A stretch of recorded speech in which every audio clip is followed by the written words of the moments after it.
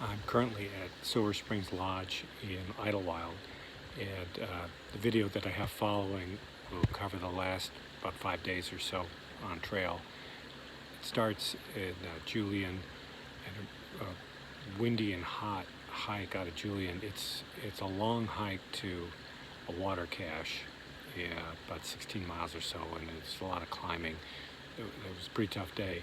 I was so exhausted when I got to the water cache. I neglected to take a photo of it, but picture of pallets, multiple pallets with hundreds of gallons of water that volunteers have brought in just to support hikers. It's amazing. And you see everybody gathers up their water. They hole up in the shade for a while and try and cool off. Got some photos from that. It was kind of a fun place.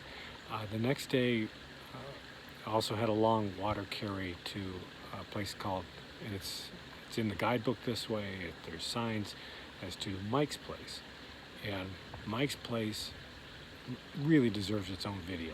So that'll be a separate posting. It's a very interesting place. Had a lot of fun. I talked to a lot of folks there. Then the next day, I don't have many photos because it was just kind of a grind it out kind of day.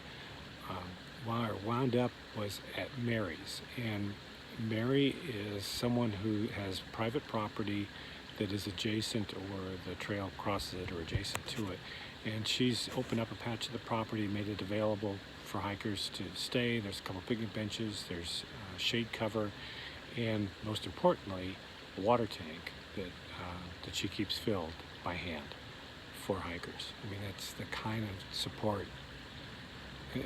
It's really amazing. All the volunteers, all the people that help hikers don't know us, but they're there continuing to lend support. It's phenomenal. And then from Mary's, it was a fairly short walk in yesterday to the Paradise Cafe. Everybody goes to the Paradise Cafe. Great food there. It's just a stop where all the hikers are. In the morning, there's far more backpacks than there are cars there. It's all hikers, and probably all day, but I was there in the morning. Great place. And then from there, I hitched into Idyllwild, and I needed so that was a half day, what they call a Nero, which is not many miles, and then a zero, which is 0 miles on the trail. So that's today. I'm taking this day off. Tomorrow I will start up and go up to San Jacinto, hit the peak, and then start heading down. I'll probably resupply in lovely Cabazon, but that's the next place to go.